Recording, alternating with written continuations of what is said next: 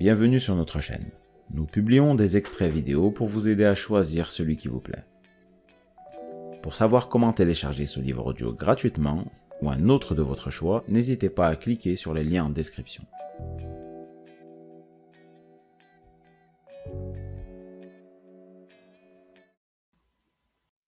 Chers auditeurs, nous vous invitons à découvrir les différentes formes d'incitation douce, les nudges, qui peuvent être utilisés afin de créer les meilleures conditions pour votre famille et vous et notre société à l'aide du livre audio Nudge, la méthode douce pour inspirer la bonne décision de Richard Thaler et Cass Sunstein.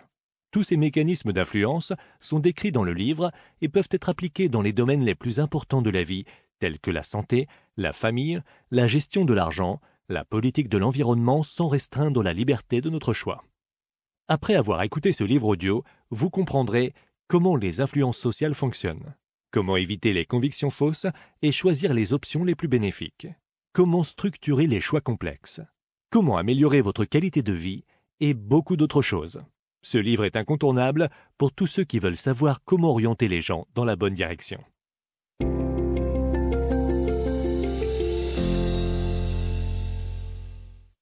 Structurer les choix complexes.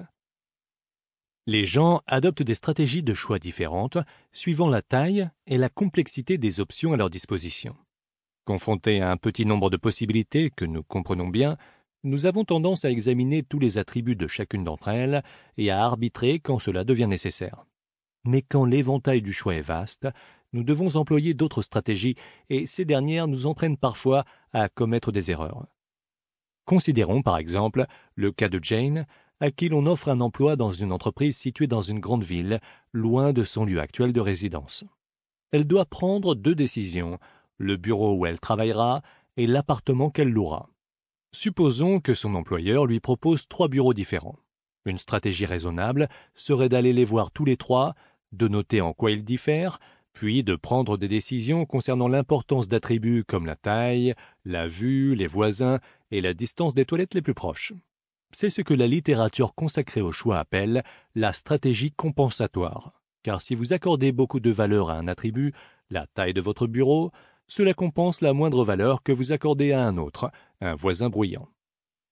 Jane ne peut évidemment pas utiliser la même stratégie pour choisir son appartement. Dans une grande ville, comme par exemple Los Angeles, des milliers d'appartements sont disponibles. Jane ne pourra pas les visiter et les évaluer tous. Elle se simplifiera sans doute la tâche d'une manière ou d'une autre. Elle pourrait choisir la stratégie qu'Amos Tversky appelait l'élimination par attribut. Vous commencez par décider celui que vous considérez comme le plus important, comme la longueur du trajet pour aller au bureau. Vous établissez un niveau maximum, disons pas plus d'une demi-heure, puis vous éliminez tous les appartements qui ne correspondent pas à ce critère. Le processus se répète, attribut par attribut, pas plus de 1 500 $ par mois, au moins 2 chambres, chiens autorisés dans l'immeuble, jusqu'à ce que le choix soit fait ou que l'éventail des possibilités soit suffisamment réduit pour pouvoir passer à l'évaluation compensatoire des finalistes. Quand on utilise ce genre de stratégie simplificatrice, on risque, en éliminant des possibilités non conformes aux critères que l'on s'est fixés, de passer à côté de possibilités remarquables par ailleurs. Par exemple, Jane ne visiterait même pas un appartement situé à 35 minutes de son lieu de travail, alors qu'il offre une vue à couper le souffle et coûte 200 $ de moins par mois que le moins cher des autres appartements qu'elle a en vue.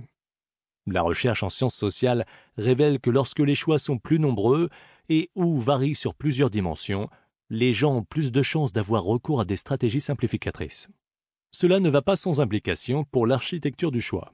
Plus les possibilités sont nombreuses et complexes, plus les architectes du choix doivent réfléchir, plus ils ont de travail et plus ils ont de chances d'influencer les choix, pour le meilleur ou pour le pire. Si un marchand de glace propose 3 parfums, il peut les afficher comme il veut, dans l'ordre qu'il veut. Les effets sur les choix de ses clients seront mineurs, car ils savent déjà ce qu'ils aiment. Mais quand les choix sont plus nombreux, une bonne architecture du choix apporte une structure, et la structure affecte le résultat final. Si ce livre vous a plu, vous pouvez alors le télécharger gratuitement. Pour savoir comment faire, cliquez sur le lien en description de la vidéo. N'hésitez pas à commenter pour nous informer des extraits de livres audio que vous aimeriez écouter. Pensez à liker et à vous abonner pour ne rater aucune vidéo.